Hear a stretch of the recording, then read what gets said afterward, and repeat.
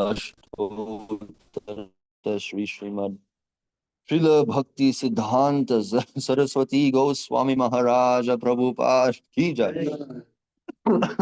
अनंत कोटि वैष्णव वृंद की जय। श्रीमद् भागवतम की जय। All glories to the some of the devotees. Hare Krishna. All glories to the some of the devotees. Hare Krishna. All glories to the some of the devotees. Hare Krishna. All glories to Sri Guru Gauranga. All glories to Sri Prabhupada. Namo Om Vishnu Padaya Krishna Prishthaya Bhutale Srimate Bhaktivedanta Swami Nitya Namine.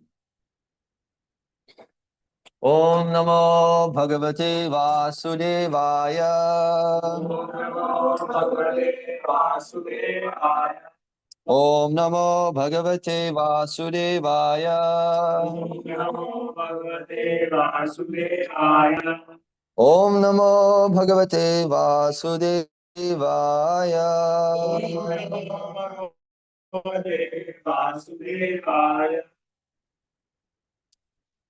Reading from Srimad Bhagavatam, Canto number 1, chapter number 2, Divinity and Divine Service, text number 16.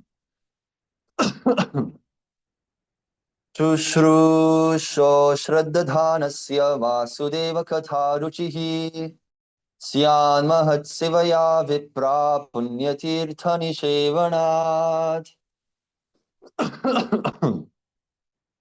Translation and purport by His Divine Grace Srila A.C. Bhaktivedanta Swami Prabhupada, Srila Prabhupada Ki Jai.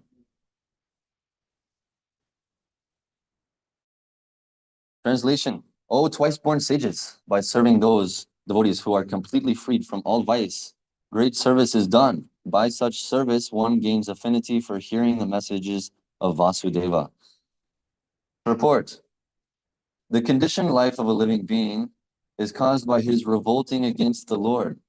There are men called Deva, or godly living beings, and there are men called Asuras, or demons, who are against the authority of the Supreme Lord. In the Bhagavad Gita, 16th chapter, a vivid description of the Asuras is given, in which it is said that the Asuras are put into lower and lower statuses of ignorance in life after life, and so sink to the lower animal forms and have no information of the absolute truth, the personality of Godhead.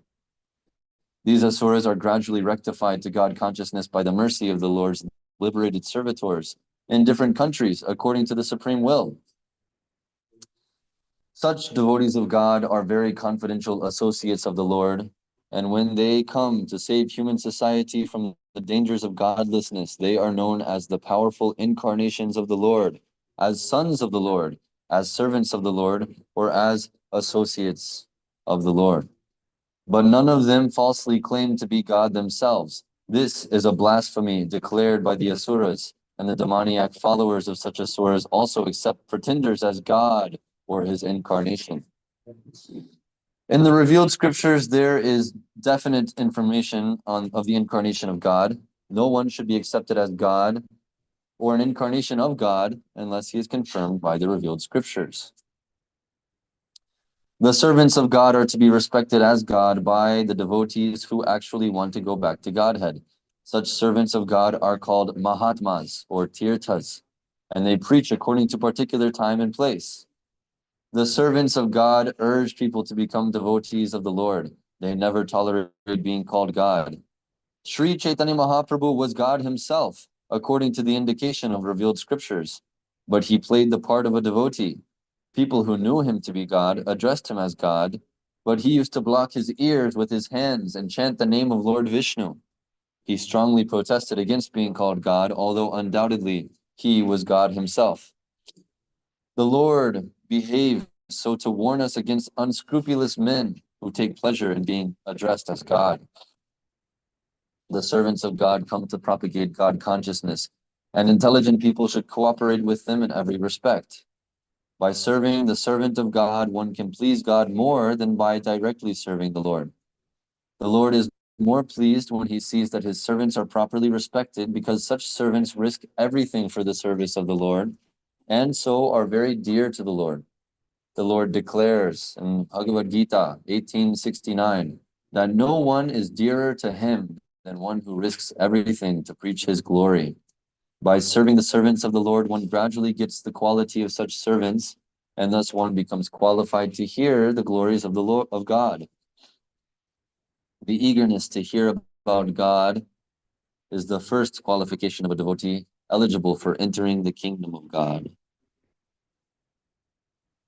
Om Ajnanatimirandhasya Jnananjana Shalakaya Chakshurunmilitam Yena Tasmai Shri Gurave Namaha Shri Chaitanya Manobhishtham Sthapitam Yena Bhutale Swayam Rupakadamahyam Dadati Swapadantikam Vandeham Shri Guru Shri Utaparakamalam Shri Gurun Vaishnavamscha Shri Rupam Sagrajatam Sahagna Raghunathanvitam Tam Sajivam Sadvaitam Savadhutam Parijana Sahitam Krishna Chaitanya Devam Shri Radha Krishna Padan Sahagana Lalita Shri Vishakhanvitamscha Hey Krishna Karuna Sindho Dinabandho Jagatpate Gopesha Gopika Kanta Radha Kanta Namostute Tapta Kanchana Gaurangi Radhe Vrindavaneshwari Vrishabhanu Sute Devi Pranamami Hari Priye Mancha Kalpatrubhyascha Kripa Sindhubhyeva cha Patitanam Pavanebhyo Vaishnavebhyo Namo Namaha Jaya Shri Krishna Chaitanya Prabhu Nityananda Shri Advaita Gadadhara Shri Vasadi Gaura Bhakta Vrinda Hare Krishna Krishna Krishna Hare Hare Hare Rama Rama Rama Hare Hare Shushrusho Shradadhanasya Vasudeva Katha Ruchihi Syan Mahat Sevaya Vipra Punya Tirthani Shevanat. O twice born sages, by serving those devotees who are completely freed from all vice, great service is done. By such service, one gains affinity for hearing the messages of Vasudeva.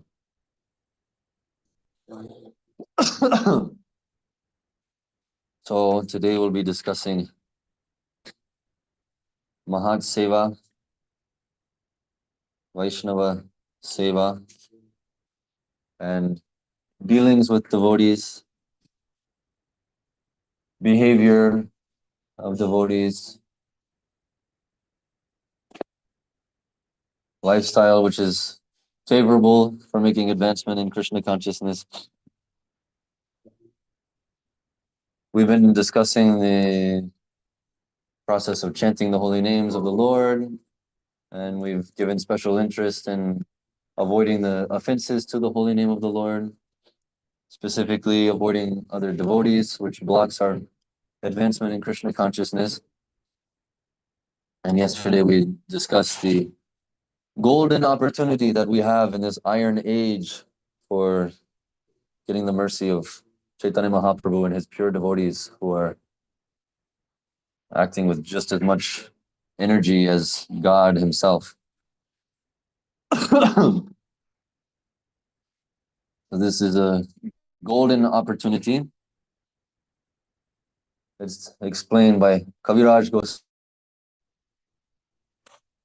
Brahmanda Brahmite Kon Bhagyavan Jeev Guru Krishna Prasade Pai Bhakti Lata Bij. After many births, one is given an opportunity to associate with a pure devotee of the Lord. By the mercy of the Lord, he sends his pure devotees into this Brahmanda, this material world. We'll go to different countries according to different times and in different circumstances, and they preach the message of love of God for the benefit of the conditioned souls. Any one of these devotees is very amazing, very powerful, and any living entity who has the great fortune of associating with a devotee of the Lord has accomplished the real goal of life. After many births and deaths, he's finally achieved this rare opportunity, whether this be one who has come into contact with Jesus Christ or Muhammad or so many others might be there. But specifically, we have come in contact with Srila Prabhupada, who is one of Krishna's own friends.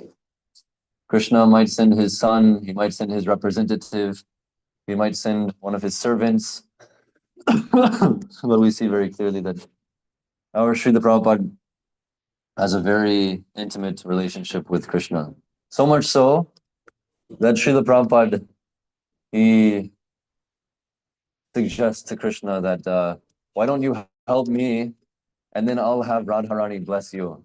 I'll have Radharani be pleased with you.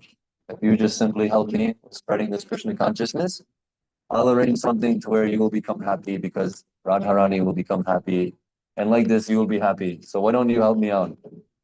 We don't have a relationship with Krishna like this. We don't say, okay, Krishna, time for you to do something for me. I have this desire to go and preach. We don't have this pure desire, therefore we don't have this intimate relationship with Krishna. But as Srila Prabhupada is explaining in this purport, by the service to such great souls, we can develop their same qualities. Rishabdev instructs to his sons, Mahat Sevam Dwaram Ahur Vimuktes, Tamo Dwaram Yoshitam Sangi Sangam. Is that the beginning of that verse? Does anybody know this verse? 5th canto, 5th chapter, text 3 or 4. Nayam Deho. No, this is right before. That's before that. Anyways, these are the two important lines. Mahat Sevam Dwaram Ahur Vimukti. By service to the Mahats, the Mahatmas, the great souls, the door, the Dwara of Vimukti becomes open. Ahuhu. In other words, it is our association with great devotees that gives us entrance into the spiritual world. It gives us access into a relationship with Krishna and a relationship with other of Krishna's devotees. So therefore we go back to this verse by Kaviraj Goswami. Guru Krishna Prasade Pai Bhakti Lata Bij. So by the mercy of Krishna, one gets a Guru, and by the mercy of Guru, one gets Krishna. It goes like this. Inversely, Tamo Dwaram Yoshitam Sangi Sangam. By the association of worldly people, specifically women and those attached to women, the doors to hell are open. The doors to ignorance. This goes for everything in this world. The power of association. There's a term in English law, which is guilty by association. There are laws which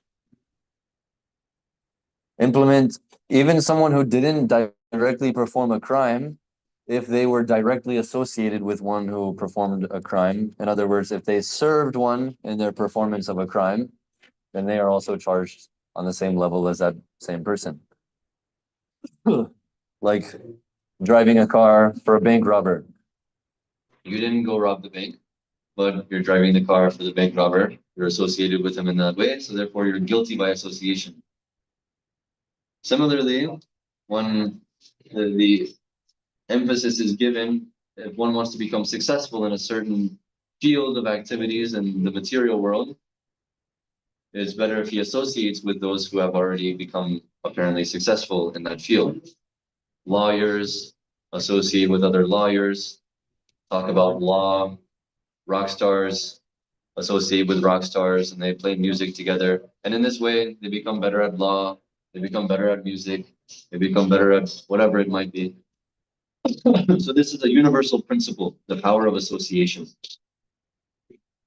And it is given utmost importance in spiritual life because this is what gives us entrance into our spiritual life, is by the mercy of devotees. We can all think back to how we became associated with this Krishna consciousness movement. And no doubt, in every single case, no matter what, it is by the mercy of devotees. Some people might have been born in a family of devotees. Even in that case, being born in a family of devotees, they received the mercy of devotees. And in their past life, definitely they would have had to receive the mercy of devotees to attain such a birth. But most of us enter into this movement by the mercy of devotees in various ways. Meeting devotees, they preach to us. Go to the temple where there are devotees, they preach to us. Receiving Srila Prabhupada's books Many people come to this movement through Srila Prabhupada's books. By the mercy of Srila Prabhupada, in the form of his books, so many people come. To this day, that's the potency of Srila Prabhupada's association. It wasn't just that people were coming at the time of Srila Prabhupada. Still, people are coming from Srila Prabhupada's preaching. Actually, everything going on in this Krishna consciousness movement is because of Srila Prabhupada's mercy. But the servants of Srila Prabhupada also developed this same power to bring people to Krishna consciousness. They also received the mercy. Praptasya kalyana gunarnavasya. The spiritual master showering upon mercy upon the conditioned souls. They also receive this mercy, and then they become qualified to give this mercy to others. So this is the duty of one in this Krishna consciousness movement. Therefore, our relationship and our dealings with devotees is given utmost importance in our spiritual life. Just briefly, after our class last night, we briefly discussed the importance of having good relationships with devotees, and that we find whenever our relationship with devotees is not good, so many material desires crop up in the heart, and it's very difficult to counteract the pulling of the senses and the mind whenever we don't have the mercy of devotees. So we discussed this verse.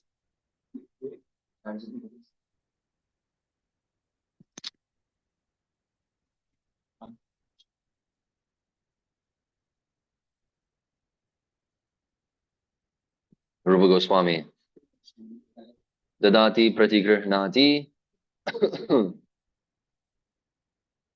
Dadati pratigrihnati. Guhyamakyati prichati. Bhumte bhojayate chaiva. Shadvidham priti lakshanam. So these 6 loving exchanges between devotees consist of giving in charity to devotees, receiving gifts from devotees, revealing one's mind to devotees, and inquiring confidentially from devotees, and giving prasadam to devotees, and honoring prasadam which is given by devotees. These 6 factors comprise the central activities of all of our dealings and relationships with all devotees. And if all of these 6 loving exchanges are not going on, then we will experience difficulty in the execution of Krishna consciousness. It's a scientific process. If we don't put in the required ingredients, then we won't get the desired result.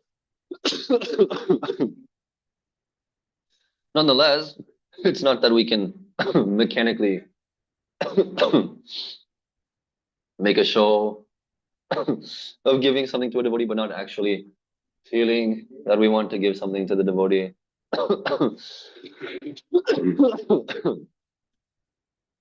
Etc., etc. It's something which is operating on the spiritual platform. We have to have a spiritual relationship with devotees.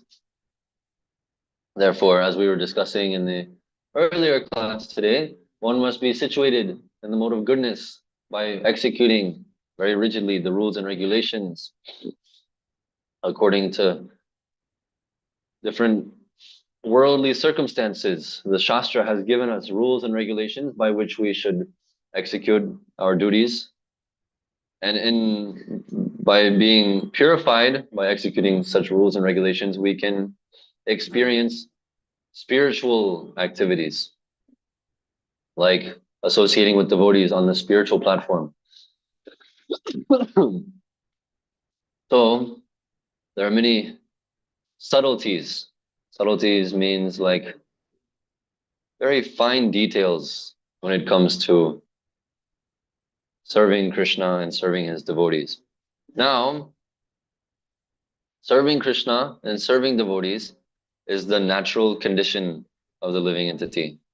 Eternally, in the spiritual world, all of our activities are completely revolving around serving Krishna and his devotees. That is our life, that is everyone's life, that is the standard, that is the default position of the living entity. However, by association with the modes of material nature for many, many lives and deaths, since time immemorial, it feels very unnatural.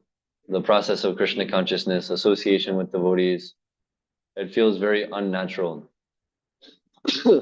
And the tendency is there that we don't trust devotees. So many people have tried to hurt us in the past. People who were apparently our friends, people who apparently cared about us, people who apparently wanted to help us. We always find that we are always disappointed. We find that they have their own self-interest in mind. Specifically, this servitude towards other people. We have become very disgusted with service to worldly people, service to Maya in general, because we've never been satisfied by the service. We call ourselves Das, and we call other devotees Prabhus. Means they are master, we are slave. Especially in America, this word slave has a very negative connotation. It comes along with ideas of oppression, abuse, exploitation.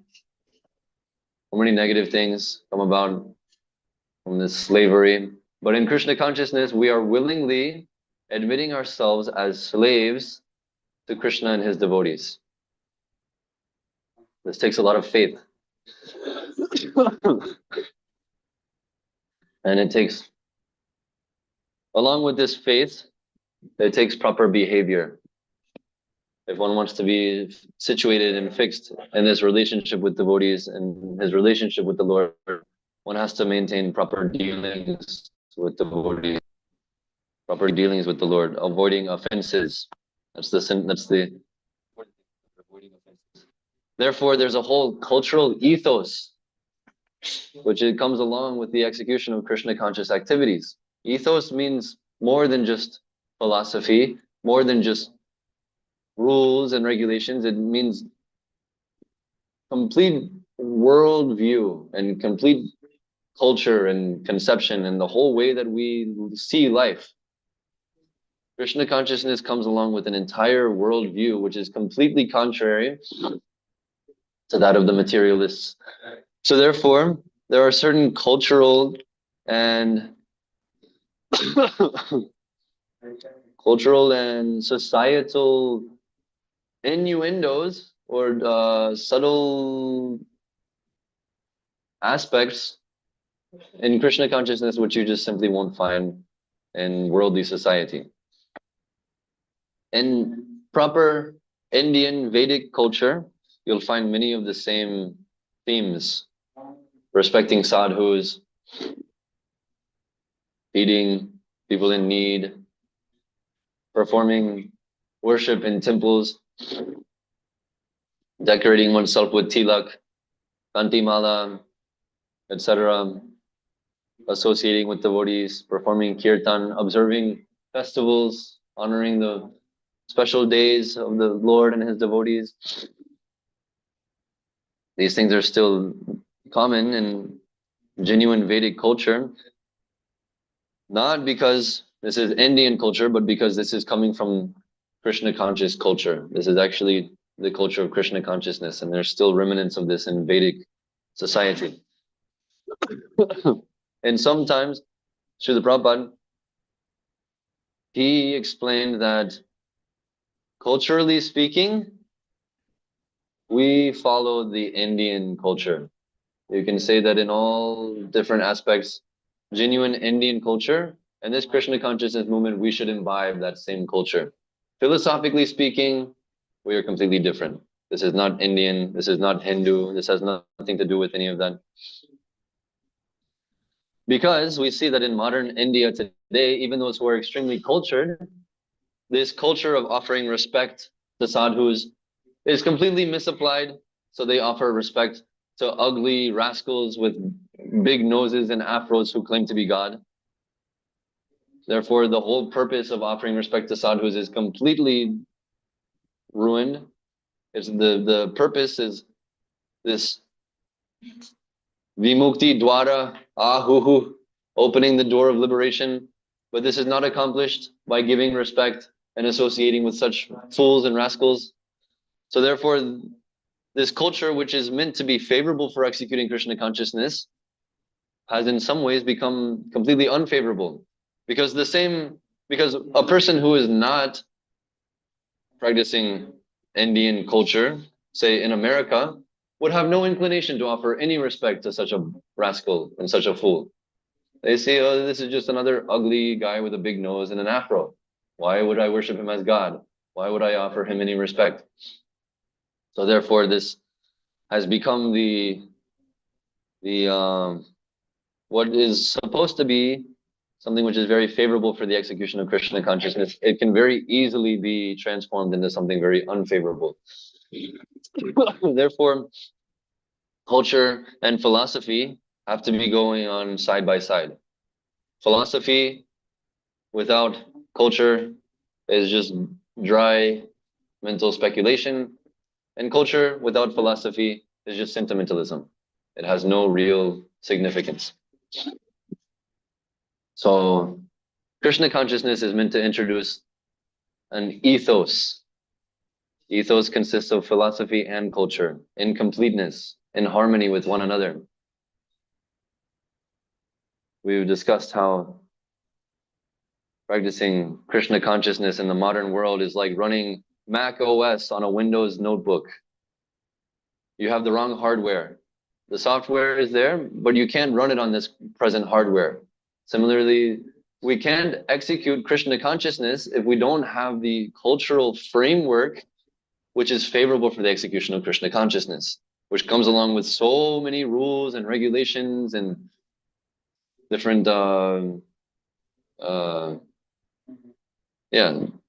different subtle things, which if you don't know, you don't know. How we speak with one another, how we dress ourselves, how we conduct ourselves, how we relate to those who are junior to us, and those who are senior to us, and those who are equal with us. All of these things are very, very important in our execution of Krishna consciousness, or else there is risk of making offenses. In America, there's no conception. Previously, there was. Respect your elders. I was taught whenever I was young. Respect your elders. I called my father sir. Other elder gentlemen we call sir. Women we call ma'am. Like this, we give respect to our teachers. But I've seen new generations, there's no conception of even respect for elders. What to speak of saintly people, what to speak of God and his servants. And the very English language, this mlecha bhashya, this very English language doesn't have any of these. We observe even in languages like Hindi, there are different words which we use in relationship to other people, like aap and tum, like this. Different, according to who we're dealing with, we speak to them differently. This is part of the whole structure of even the language itself, what to speak of the society at large. So we see in modern Western societies, even in their language, it's not even understood, some of these simple things. So it's not that we have to learn a new language to practice Krishna consciousness, and it's not that we cannot practice Krishna consciousness through the English medium. Srila Prabhupada gave all of his books in English, actually, translating them from Sanskrit, which has these cultural connotations, into a language which doesn't have these cultural connotations, but still he was able to present this movement in its purest form. So in many ways, Krishna consciousness is completely transcendental to all of these things for one who is situated on the transcendental platform. But for those who are not, who are still affected by the modes of material nature, it's important that we give emphasis to the cultural aspects of this Krishna consciousness, which is why Srila Prabhupada, seeing that many of his disciples were struggling, following the most simple principles of executing Krishna consciousness, like following the four regs, and chanting 16 rounds every day. Seeing his disciples struggling to do so, he, towards the later years of his manifest pastimes in this world, gave more and more emphasis to this aspect of Krishna conscious culture, specifically according to Varna and Ashram. So many things can be said about implementing proper culture and etiquette within the Vaishnava society. Most importantly is that we ourselves become Krishna conscious and we preach the pure message of Krishna consciousness. It's not that we're preaching cultural teachings. It's not that we're preaching proper etiquette separate from Krishna consciousness. But in many cases, Srila Prabhupada called this Krishna consciousness movement a cultural movement. Many different instances, Srila Prabhupada advertised this Krishna consciousness movement as being a cultural movement. So therefore, in our words and in our actions, devotees should demonstrate the best behavior, the purest behavior, the highest character. Devotees should be the highest members of society. They should be the most expert in all fields of activity. They should be the most intelligent. They should be the most qualified to teach others. And they should be considered to be very prestigious people, very respectable, very special. Worldly people should see devotees as being very special, and they should see the devotees' lifestyle and culture as being something which is desirable. Whenever this is not done, whenever devotees act even worse than materialists, then they don't take any of it, they don't take our message seriously. So Srila Prabhupada emphasized that devotees always act with the highest character as gentlemen. Srila Prabhupada wanted his male disciples to be gentlemen. And their dealings with even the demons, even demons who are completely ignorant of Krishna consciousness, have no desire to perform devotional service. Srila Prabhupada wanted devotees to always act as gentlemen. It's not that we reduce to their level of barking like dogs with one another, fighting for the sake of fighting. We were talking about quarrel yesterday, Kali Yuga, the age of quarrel. It's not that we reduce ourselves to their standards. We should always maintain proper behavior. So many different rules and regulations are given. We learn about the proper etiquette of devotees of the Lord in great literatures like Manu Samhita, and more in Kali Yuga. For common people, we learn about these different things in books like Mahabharata and Ramayana, Srimad Bhagavatam. It's interwoven with the philosophy of Krishna consciousness. The cultural ethos is also there. You can learn Srila Prabhupada once said that one can learn all aspects of philosophy and culture, something along these, I'm paraphrasing, just by reading this Mahabharata, by understanding the stories of Mahabharata. So it's very important that we try to imbibe this ancient culture, this ancient Vedic culture. We call it ancient culture, but this is actually supposed to be the default culture of the human beings. This is actually human culture. It's not something which is very distant. It's not something which is only practiced by Indians. This is actually human culture. Whenever one comes to this platform of life, this is real human life. So, we don't have much more time, but we can speak about some of the different cultural aspects of this Krishna consciousness. Here in India, I can attest, these things are much more alive than anywhere else in our movement. Mixing between man and woman. Yoshitam Sangi Sangam. Tamodwaram Yoshitam Sangi Sangam. association with the opposite sex opens the door to hellish existence. We can't deny these principles. Okay, yes, our philosophy is that every single person is an eternal servant of Krishna. They are not the body. What is this? Vidya vinaya sampanne brahmane gavihastini shuni chaiva shvapakecha. What is it? Samadarshana? Pandita Samadarshana. So a pandit sees equally all different species of life, whether it's an elephant, whether it's a dog, whether it's a dog eater, whether it's a man, whether it's a woman, whether it's a brahmana, whether it's a shudra. That's just a pandit. That's just one who is Brahma Bhuta. But specifically for a devotee of the Lord, we should see everyone as being an eternal servant of Krishna on the spiritual platform. In philosophy, this is how we should see. In practical execution of worldly duties, it's not possible to treat everyone equally. It's just simply not possible. Psychophysically, a man and a woman are different.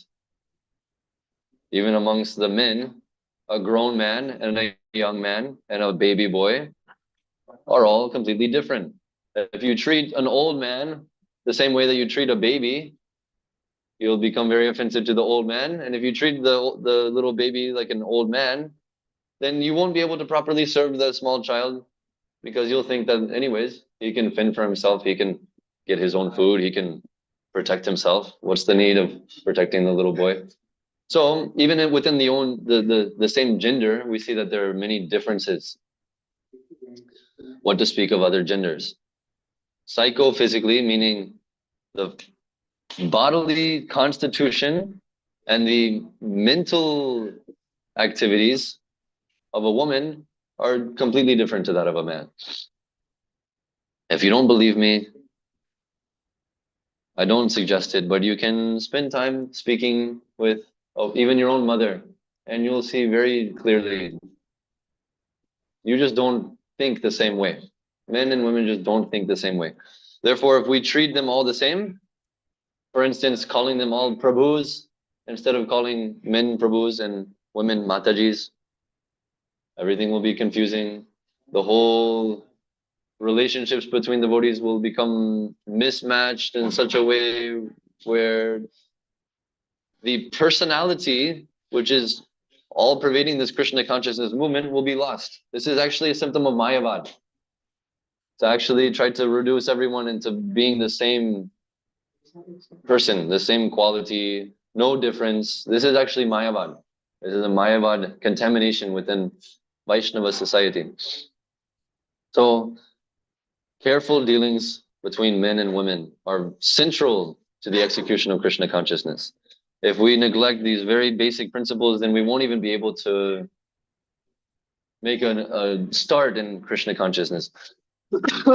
And specifically for the execution of worldly duties in Varna and Ashram, the role of a woman and the role of a man are completely different, and both are just as important as the other. It's just like two halves of the same circle. In order to make the circle, you have to have both halves. It's not that one half is more important than the other. One might serve a different purpose. One might be more expert in one field, and one might be less expert in that same field. But they working together, they can accomplish performing duties. So these things are very important.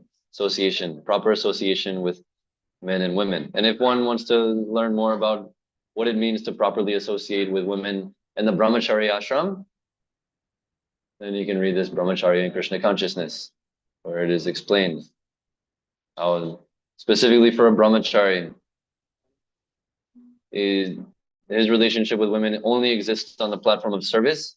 And even then, we have to be very careful. It's not that as an excuse for service, we associate with women very freely. Oh, Prabhu is for service. What's the big deal? These things happen, even here. So we can distribute books to women. We can engage women in service at the temple. And in that way, we have to deal with them in certain ways. Not all brahmacharis will have to distribute books to women. Not all brahmacharis will have to deal with women in serving in the temple. Some brahmacharis might have to do so. Even outside of brahmachari ashram, Chanakya Pandit himself says that every man should see every woman except for his own wife as being his mother. Even an atheist like Chanakya Pandit, an impersonalist like Chanakya Pandit, agrees on this principle. So that's a very important principle in our association with devotees. Vaishnavis, they're also devotees. They should also be given utmost respect. We should also deal with them very nicely. But it's different than the way that we deal with men devotees. Among men devotees, like I said, there are those who are junior, there are those who are equal, and there are those who are senior. And our dealings with them are different according to their status and according to our status. This was exemplified by Krishna himself, who he himself offered obeisances to Yudhishthir Maharaj. He hugs Bhima and Arjuna, and he blesses Nakula and Sahadev, who are junior to him in age, in status. Even Krishna was observing these rules and regulations. So we can also follow. Rupa Goswami also says this, what is that? Diksh. Huh? How does this begin? That one should offer respect to different devotees according to their...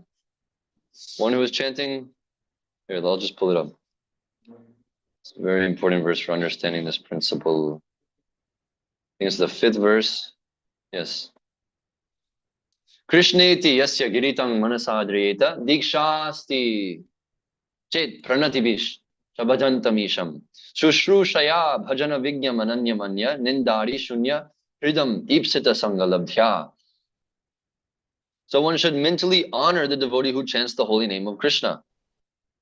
Anyone who chants the holy name of Krishna, we should mentally honor them, no matter what. Whether he's a brand new bhakta, whether it's just some karmi on the street who's just enjoying with the kirtan, or whether it's a Paramahamsa Mahabhagavat who is chanting Hare Krishna. Whenever we see such a devotee, whenever we think of such a devotee, we should mentally honor them. We should hold them with respect within our mind. One should offer humble obeisances to the devotee who has undergone spiritual initiation, diksha, and is engaged in worshipping the deity. So for one who has accepted diksha from a bona fide spiritual master and is engaged in this bhajana kriya, one has to offer obeisances whenever he sees such a devotee. And one should associate with and faithfully serve that pure devotee who is advanced in undeviated devotional service and whose heart is completely free from the propensity to criticize others. These are 3 different stages of devotees, also known as Kanishta, Madhyama, and Uttama Adhikaris. Different respect should be given to each of them. Even some random Hindu that comes to the temple, they just go, they give some donation in the hundi, and then they, whatever they might do, Radha Krishna, please forgive me. Hari Krishna, Hari Bol, bye-bye. They don't talk to any devotees, they don't attend the class, they don't do anything. Even these such people, they should be respected. They're coming, Kanishta Adhikaris, they don't have a proper conception, but still, they're doing some service. They're giving respect to Krishna, therefore they should be given respect.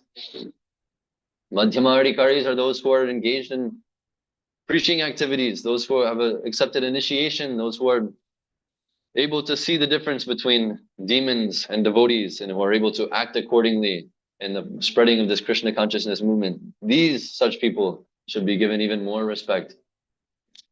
Vancha kalpatarubhyascha kripasindubhya eva cha. Like this. And for those Paramahamsas, Uttama Adhikaris, who are completely free from all desire to criticize others. Even Madhyama Adhikari, they criticize the Asuras, right? They criticize all the rascals, fools. And they preach very heavily like this. Srila Prabhupada himself, rascals, fools, demons. He heavily emphasized that there's a difference between a demon and a devotee. But Srila Prabhupada we understand that he was an Uttama Adhikari, acting on the platform of Madhyama Adhikari to show us how to come to the stage of Madhyama Adhikar. But Srila Prabhupada definitely, no doubt, was one of those Paramahamsas who saw every living entity, the elephant, a dog eater, an outcast, a brahmana, all on the equal spiritual platform. Such a person, we should surrender our very lives to them. We should render service to them. We should accept initiation from such devotees. These are devotees who are qualified and capable of uplifting us to the highest stage of devotional service. There are some statements of Srila Prabhupada that said that one should not become a spiritual master unless he is completely freed from material desire, one who is on the liberated stage.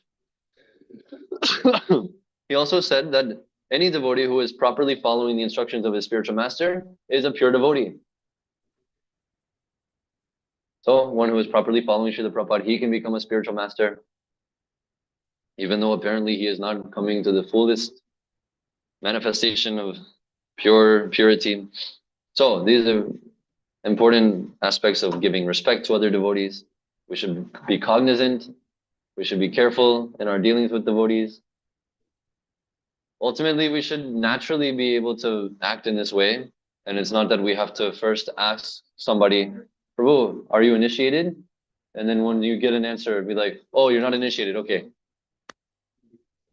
Haribol. Oh, you're initiated. Okay. It's not something which is artificial. It should be very natural. In Vedic culture, these things are very natural.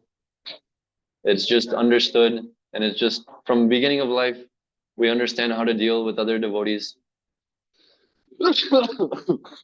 But unfortunately, we're not all raised in such a opportunity, genuine Vedic culture, especially coming from the West. Srila Prabhupada told his Indian body disciples, you can learn philosophy from my Western disciples, but don't learn culture from them. He said this after one time there was a program at the farm in Hyderabad. They had public come, they gave prasad. Next morning, Srila Prabhupada came to have a morning program, and he saw that there was prasadam on the ground. Nobody cleaned up after the prasadam the night before. And Srila Prabhupada started chastising Mahangsa Swami. I don't think he was a Swami then. Mahangsa Prabhu, Indian body devotee. You rascal, why didn't you clean this up? Oh, Prabhupada, this wasn't my service. Some of the other devotees, that was their service. Some of the Western devotees, they were supposed to clean. And Srila Prabhupada said, you do not allow them to pull you down into this mode of ignorance. They are like monkeys. It's the nature of monkeys to be dirty. It's the nature of monkeys to be frivolous. It's the nature of monkeys to be uncultured. You should not be like that. Whenever you see such things, you yourself should take the responsibility and clean these things up. This is real culture. You can learn philosophy from them, but you cannot learn culture from them. So, with that being said, I'm also here learning about these things. All of you are coming from much more cultured backgrounds than myself. We can speak this philosophy, but practical demonstration of these things is meant to be done by those who are living in this society.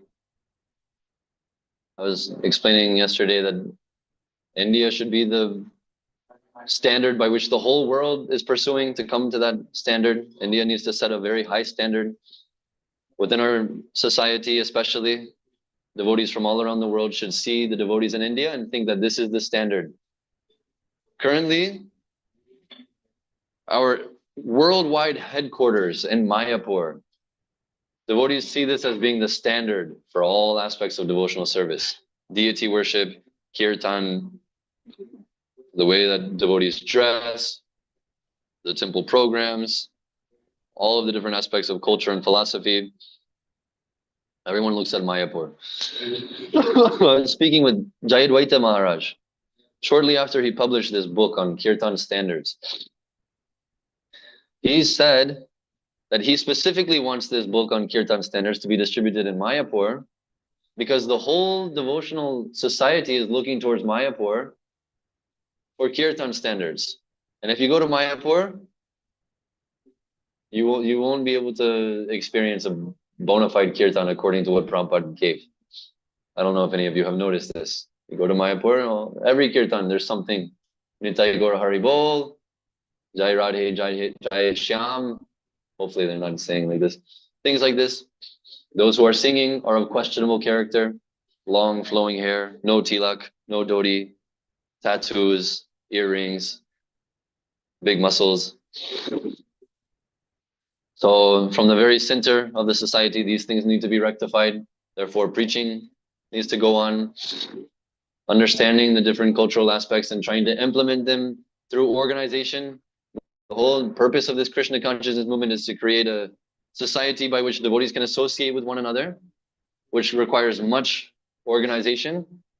And if this organization is not giving emphasis to these cultural aspects, then the whole purpose is being lost.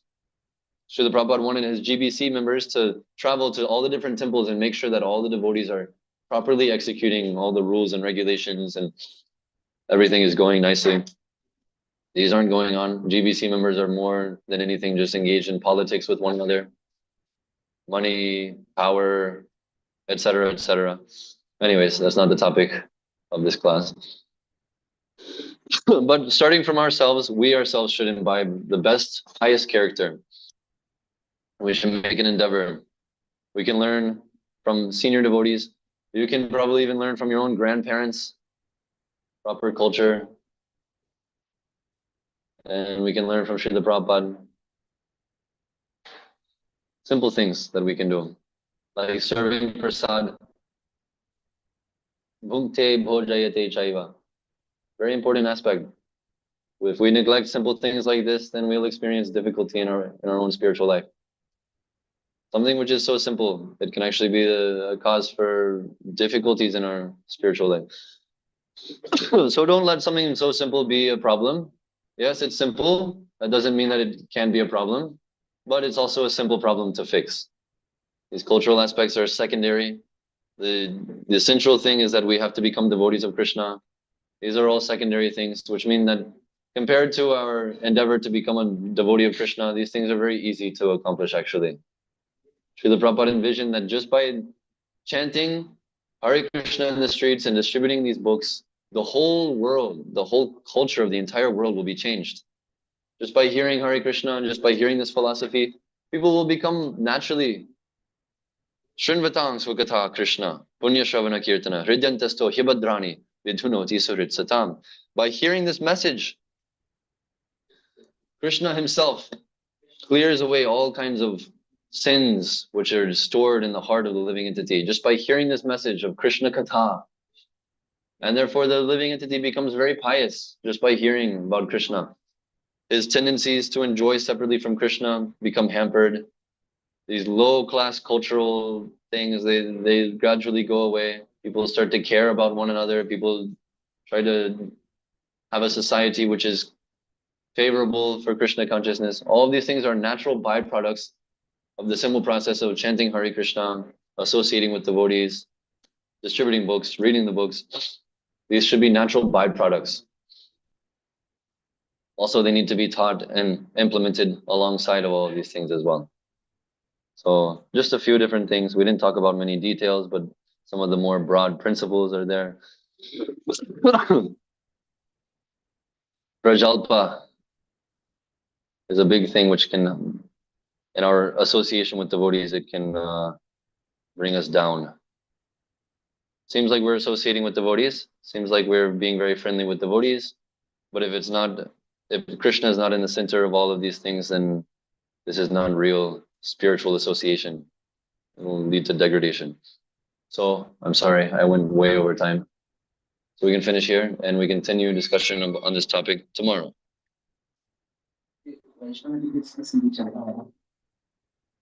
Any questions quickly? Why is it happening in Mayapur?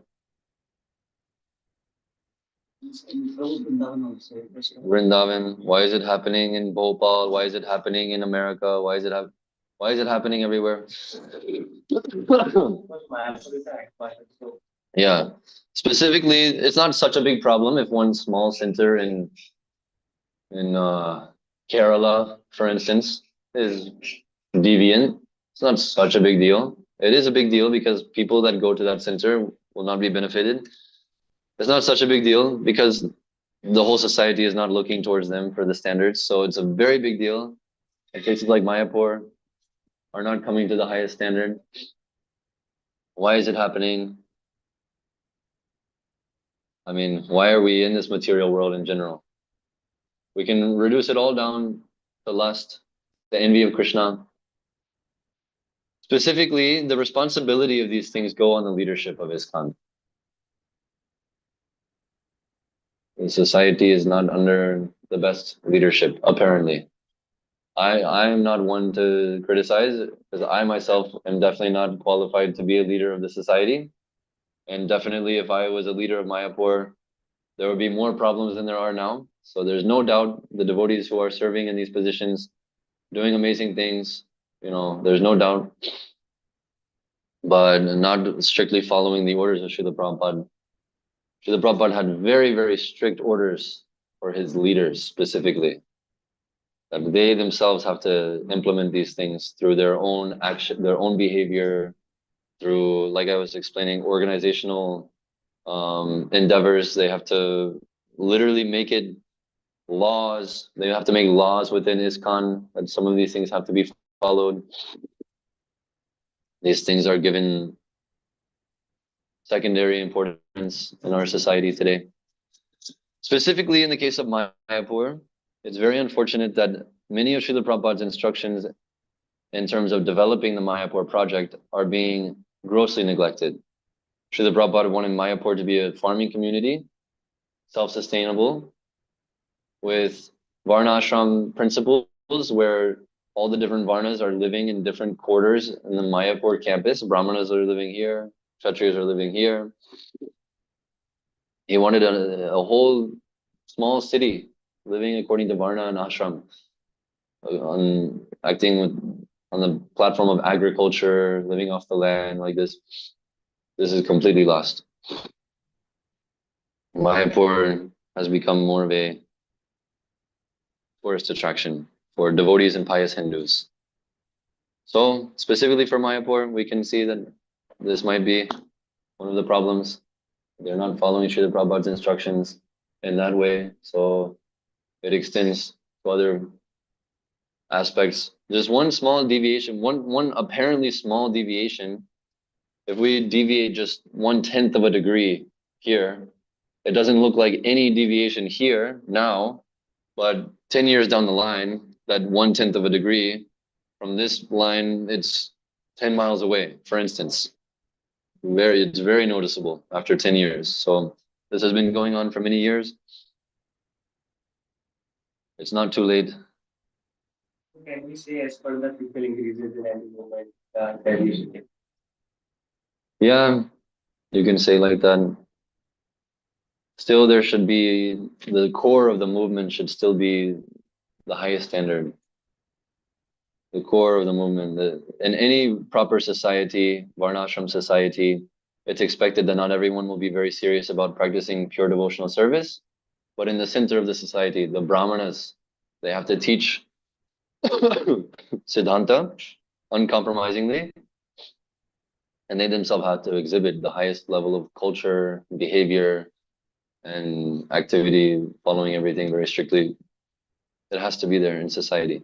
It's not expected that everyone will come to that standard, but at least the leaders, at least the central foundation of the society has to be on this level. So Mayapur has to become like that. Srila Prabhupada wanted devotees from all around the world to come for Gaura Purnima, for a 7-day festival. Now I've heard that it's very dangerous for brahmacharis to go to this festival because there's just remixing, sahajiya kirtans, questionable classes, questionable prasadam, all these things. Most big ISKCON temples in the movement today, everything is questionable. You go there, everything is questionable. I'll tell you this. In Juhu, we went to Juhu.